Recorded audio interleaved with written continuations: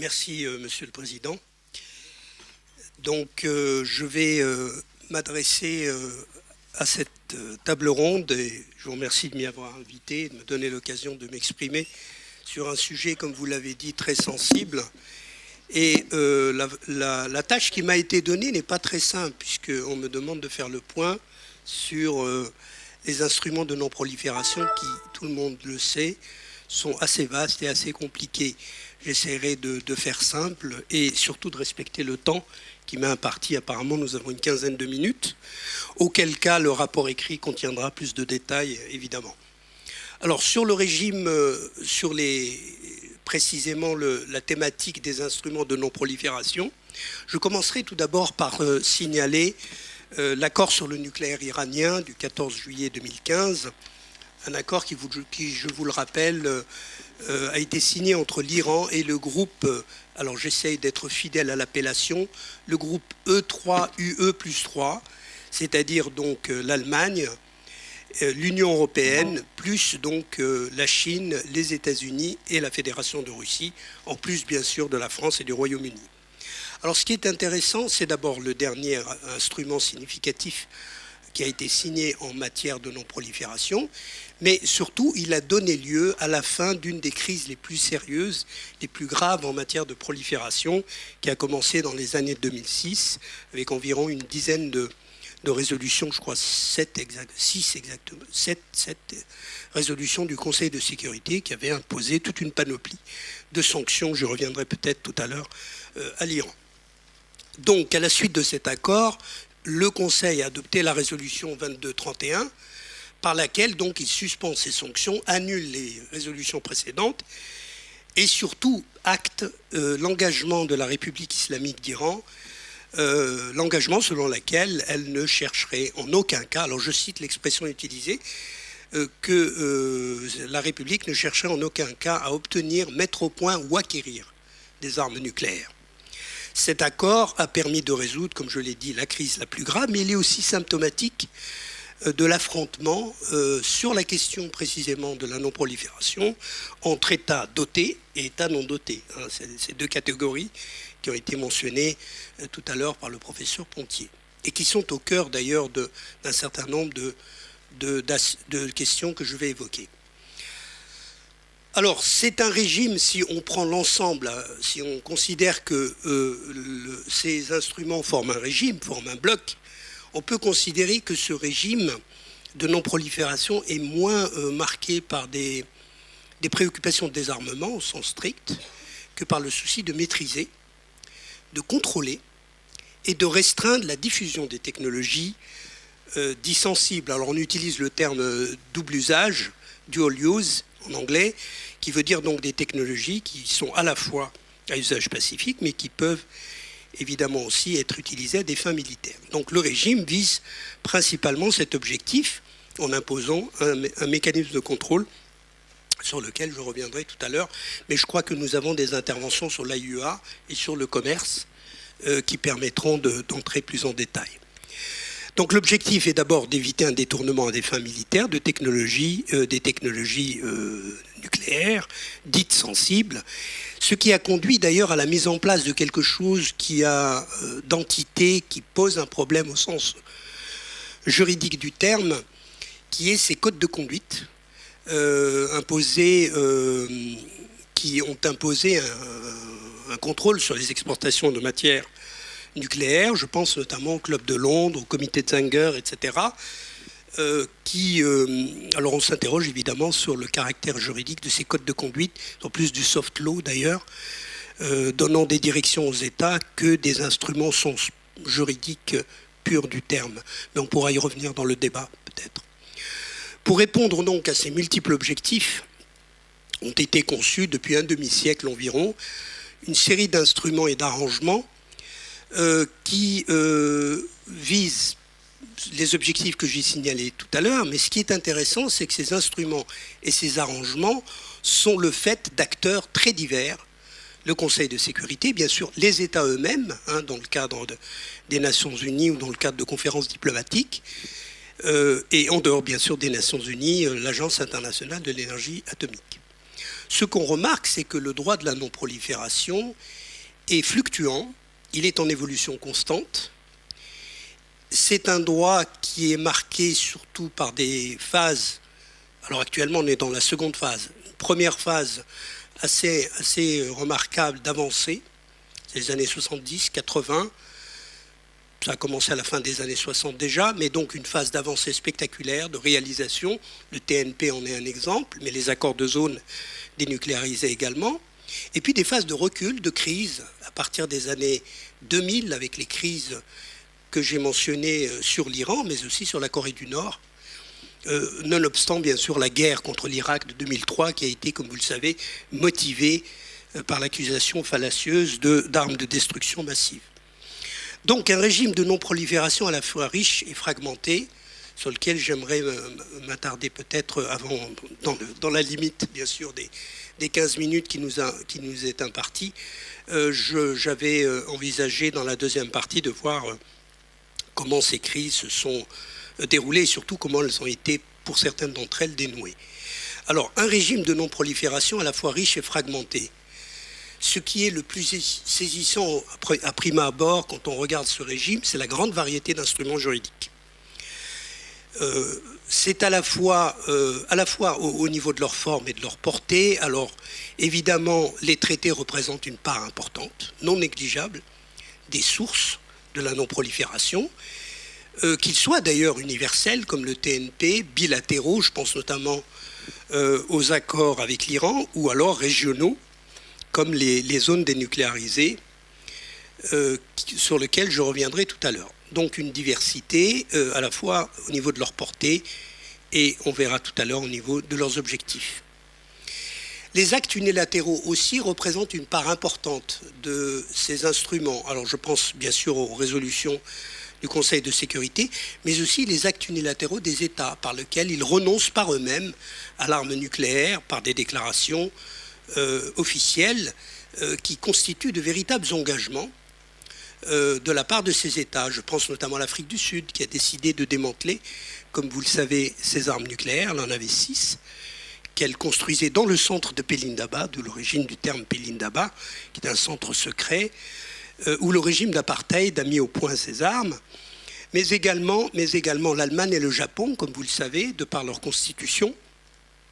Et il y a, bien sûr, on retrouve ces actes unilatéraux dans, par exemple, la problématique qui est très liée à la non-prolifération, qui est la problématique de l'emploi de l'arme nucléaire contre les États qui n'en sont pas dotés, voire ce qu'on appelle les garanties de sécurité, voire dans le cas également, on trouve les actes unilatéraux dans le cadre notamment des essais. Et je cite pour exemple le moratoire sur les essais décrété unilatéralement à l'époque par les États-Unis en 1992 pour en quelque sorte échapper aux critiques concernant leur non-ratification du TICE sur lequel je reviendrai.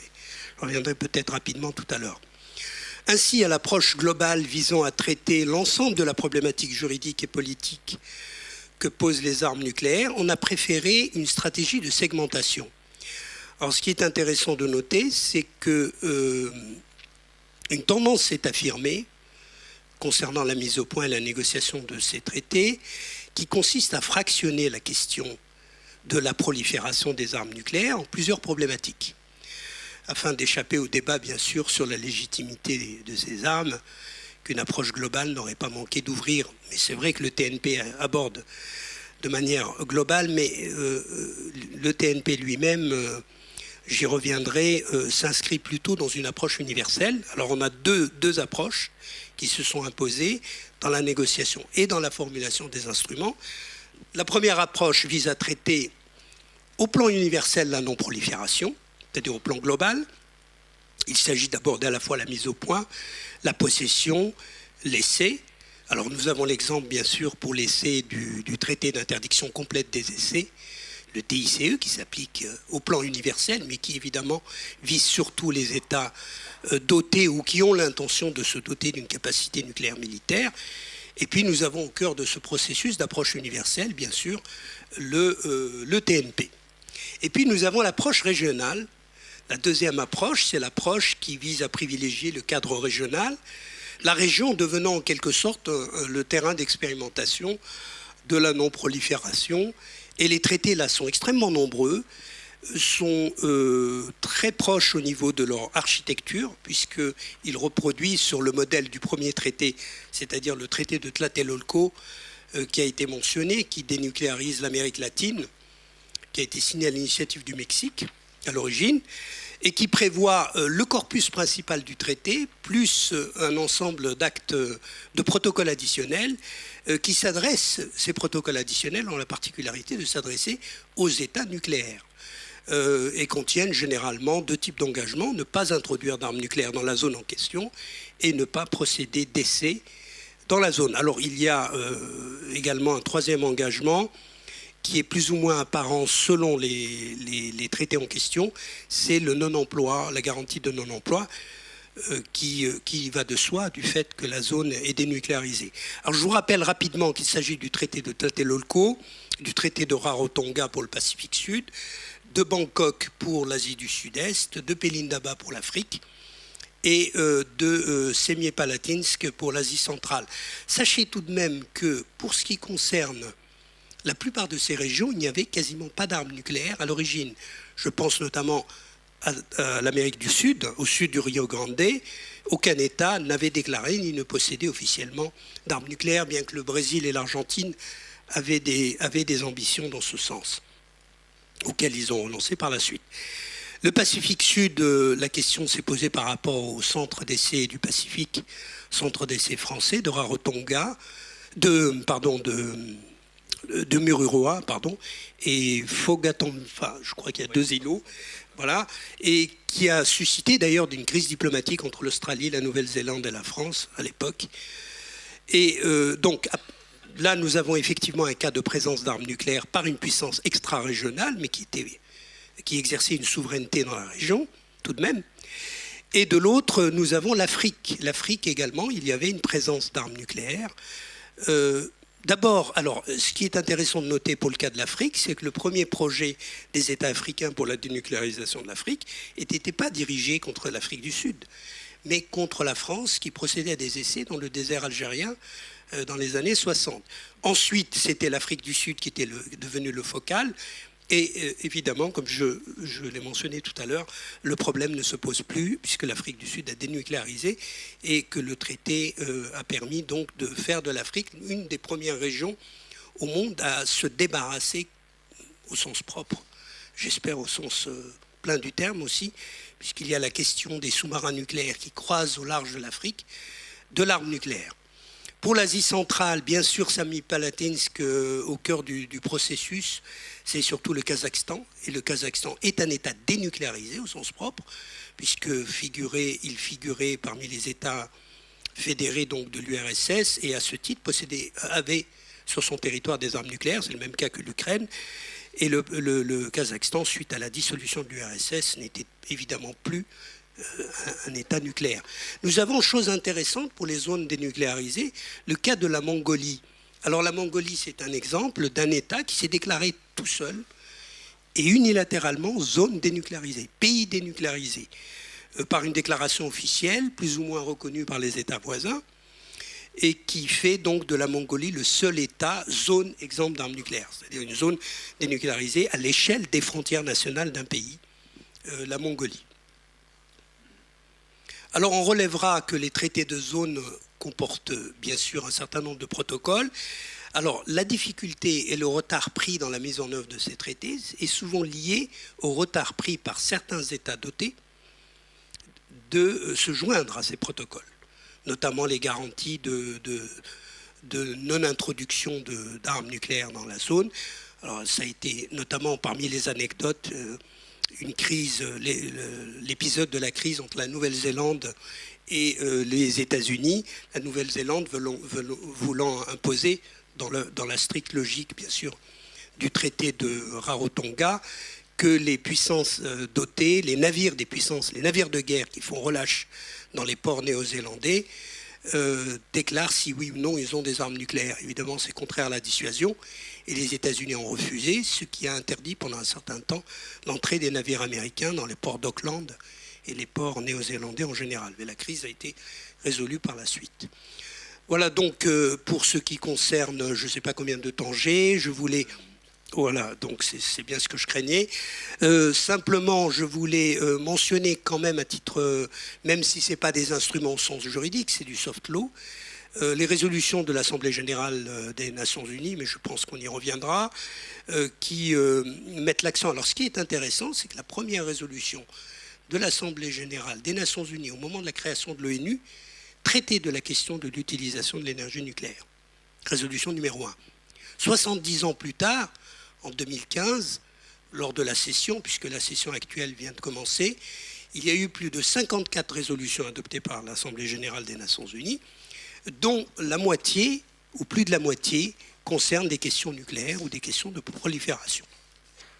On fait l'objet d'affrontements sérieux entre, d'une part, ceux, on utilise l'expression have been and don't have, ceux qui l'ont ou ceux qui n'ont pas l'arme nucléaire.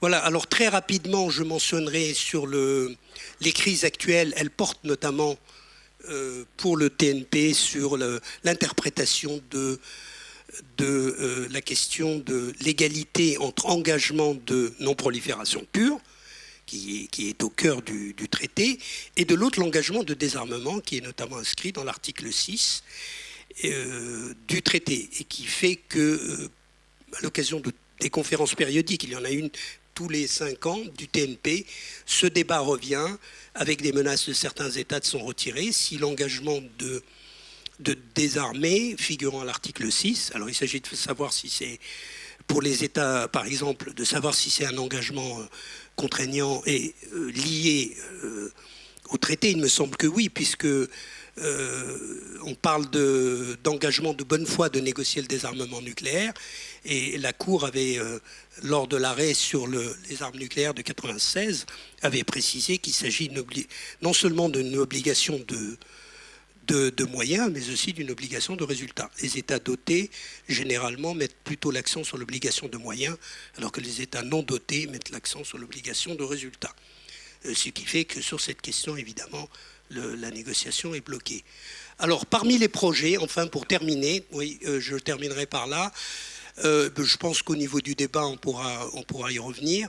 Le TIS, actuellement, tout est bloqué, le traité d'interdiction complète des essais.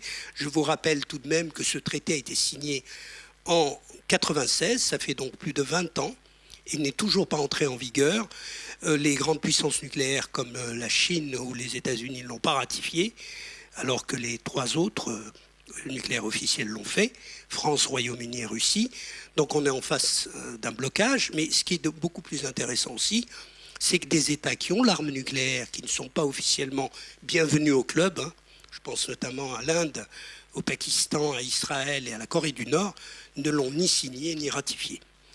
Et enfin, le grand débat qui, peut-être pour les prochaines années, mais je reste assez sceptique probablement assez sceptique sur le résultat parce que les probabilités sont faibles d'aboutir, c'est un projet de convention d'interdiction générale des armes nucléaires qui a été proposé aux Nations Unies, qui fait l'objet de discussions, mais on en est vraiment au stade de discussion du projet, non pas au stade de projet comme sur le cut-off par exemple, qui vise à interdire la production de matières fissiles à usage militaire, qui est discuté à la conférence du désarmement, qui là n'a pas encore abouti. Voilà, je vous remercie pour votre patience, et puis donc on aura l'occasion d'échanger dans le débat. Merci.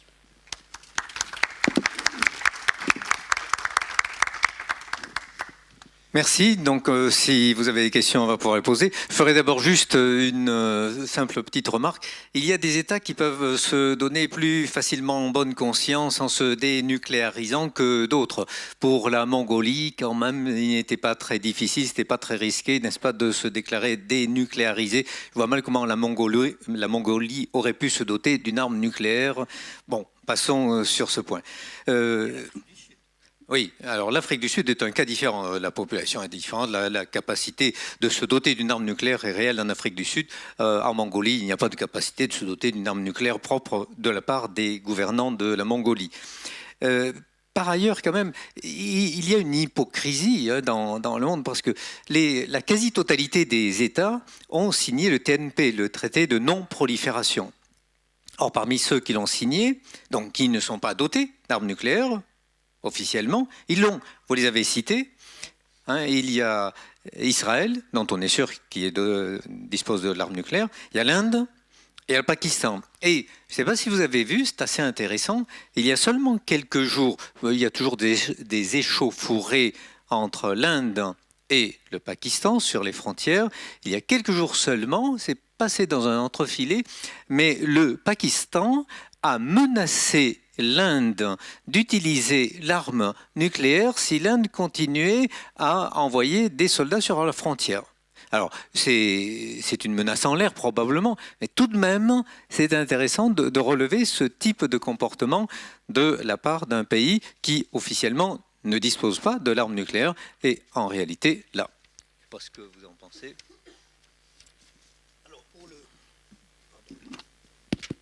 Concernant l'Inde et le Pakistan, je ne pense pas que je suis peut-être trop optimiste. Hein. Je ne pense pas que ça ira à un conflit nucléaire. Non. Ils sont dans une dissuasion réciproque. Ils sont dans une logique de dissuasion. Périodiquement, d'ailleurs, ils bombent les muscles des deux côtés. Mais on a remarqué que depuis que les deux pays sont dotés de l'arme, il y a eu énormément d'incidents. Il y a eu même une guerre dans les hauteurs de l'Himalaya, au nord du Cachemire, dans l'Hindou-Kush. Et là, ils n'ont utilisé que des armes conventionnelles. Il y a eu des pertes de part et d'autre. C'était une guerre au sens conventionnel du terme, même si elle est restée limitée à la zone de l'Hindou-Kush. Mais ils ont mis en alerte à l'époque leurs arsenaux, mais je pense que c'est suicidaire pour eux, parce que pour l'un ou l'autre, le Pakistan qui utiliserait l'arme nucléaire contre l'Inde, c'est vrai que c'est la dissuasion du faible au fort, mais le Pakistan serait rasé. Et le coût pour l'Inde aussi d'un engagement nucléaire, c'est aussi d'en subir un prix qui serait autrement plus important que ce que représenterait le Cachemire pour elle. Voilà, si c'est pour répondre sur ce cas particulier.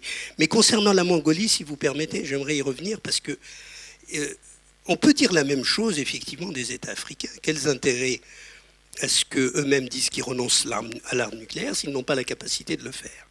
Ça paraît effectivement évident. Le coût à payer est très faible. Mais pour la Mongolie, on pense que c'est un jeu diplomatique. Elle a derrière la tête, bien sûr, la Mongolie n'a aucune chance, ni aucune capacité pour avoir l'arme nucléaire, si tant est qu'elle en a l'ambition. Mais c'est derrière l'esprit des Mongols, c'est plutôt le jeu, leur situation géopolitique d'état tampon entre la Russie et la Chine qui a joué incontestablement. Et ils voulaient avoir l'assurance que demain, ils ne seraient pas en but à des pressions à la fois de la Russie ou de la Chine pour l'installation d'armes nucléaires, ou même qu'ils seraient visés dans l'optique peu probable d'une guerre nucléaire entre la Chine et la Russie. Donc c'est vraiment pour des raisons qui n'ont absolument rien à voir avec la prolifération pour le cas de la Mongolie. Oui, je suis tout à fait d'accord avec votre analyse, mais officiellement, ça permet quand même à ce pays de se présenter comme étant un pays blanc. Vertueux, moi, je renonce vertueux. Voilà. Ce qui est toujours bien sur la scène internationale d'apparaître comme vertueux. Hein. En revanche, il y a toujours des risques pour d'autres pays. Je vous signale, et il y a quelqu'un ici dans la salle qui pourrait en parler mieux que moi, puisqu'il est né de ce pays. Si vous prenez Taïwan, je peux vous dire qu'il y a toujours des missiles chinois avec tête nucléaire qui sont toujours, à l'heure actuelle, pointés sur Taïwan. Et c'est juste à côté. Hein. Là, si la Chine se mettait à envoyer, puis avec la Chine on ne sait jamais, mais des têtes nucléaires sur Taïwan, ça serait vite liquidé. Et ça prendrait, pour aller de Chine à Taïwan, ça prendrait dans les 10 minutes au maximum. Hein. Voilà. Si je peux réagir par rapport à Taïwan, si vous permettez. Je ne pense pas que là aussi on va aller vers un conflit nucléaire, sachant que pour les Chinois ont toujours eu, je parle de la Chine de Pékin, hein, puisque Taïwan est chinoise aussi, chacune se réclamant de la culture chinoise. Je parle de la grande Chine, la Chine continentale, ne va pas risquer une guerre nucléaire avec les États-Unis pour Taïwan. Je pense que Taïwan bénéficie du parapluie nucléaire. Jusqu'à quel degré ? Bien sûr, il faut voir avec l'évolution de la stratégie américaine sur le pivot au Pacifique. Si la Corée du Sud je ne parle pas du Japon évidemment, la Corée du Sud et Taïwan peuvent être des enjeux de guerre nucléaire entre la Chine et les États-Unis. Je ne le pense pas. Je ne pense pas qu'ils iraient jusqu'à là, puisque les Chinois savent très bien qu'ils ne peuvent pas dépasser un certain degré Les Chinois avancent par petits pas dans la stratégie. C'est d'abord les îles, de la mer de Chine du Sud, mais de là à attaquer Taïwan, je pense que contextuellement aujourd'hui, c'est quasiment très peu probable. Qu'en pense M. Chiang?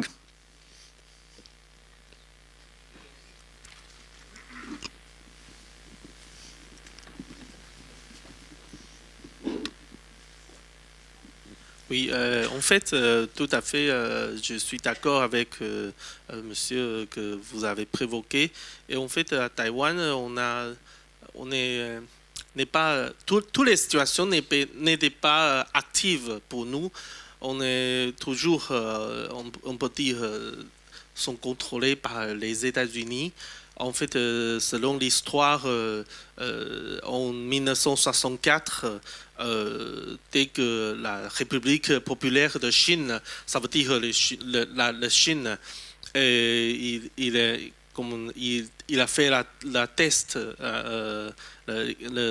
pour sa première bombe A, et puis il a commencé à développer le nucléaire.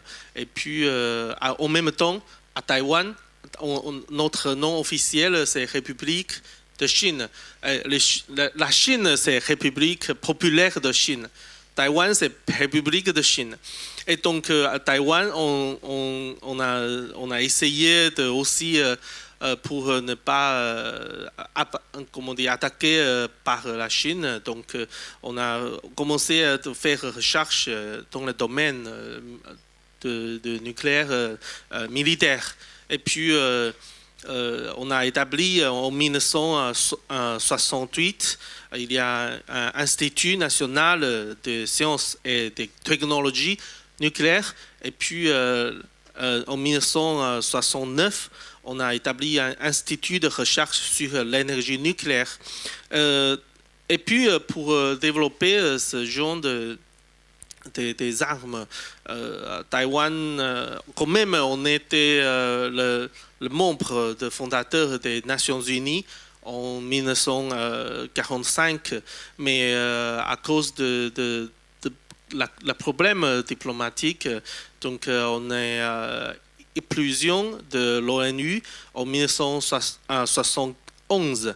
Et puis, Taïwan est isolé par la société internationale. Donc, à ce moment-là, à partir de 1971, Taïwan commence à développer secrètement l'arme nucléaire. Et puis, quand même, Taïwan est adhère au traité sur la non-prolifération des armes nucléaires le 1er juillet 1968, mais après l'explosion, on a non seulement l'explosion de l'ONU, mais aussi l'explosion de l'AIEA en 1971. Mais en le même temps, les États-Unis nous demandaient de signer un accord avec lui. Donc, on a plusieurs accords concernant l'utilisation de l'énergie nucléaire avec les États-Unis.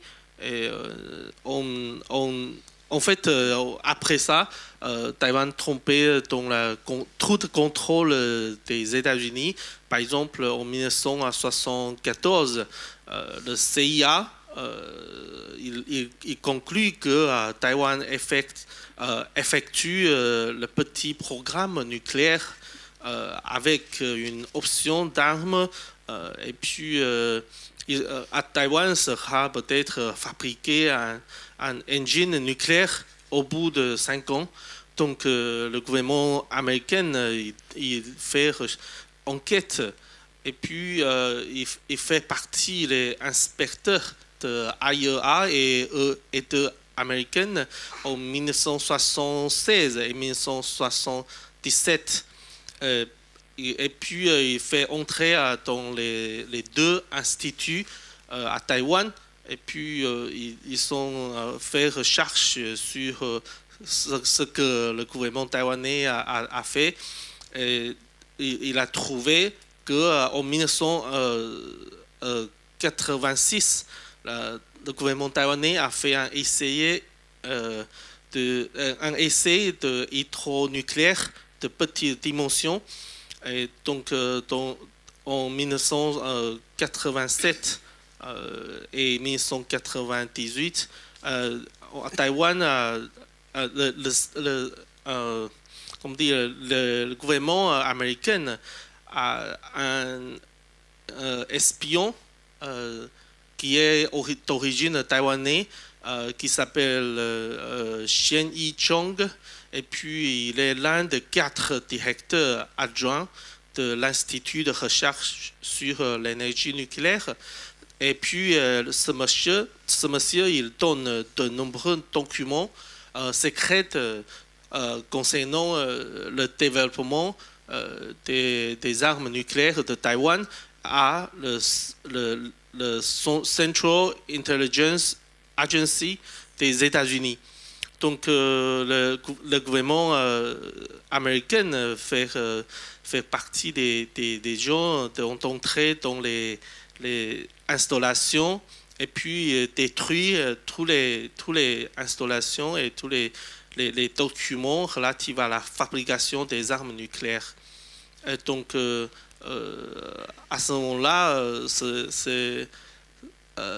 Taïwan entre dans une étape qui est plus on est contrôlé, plus strict par les États-Unis.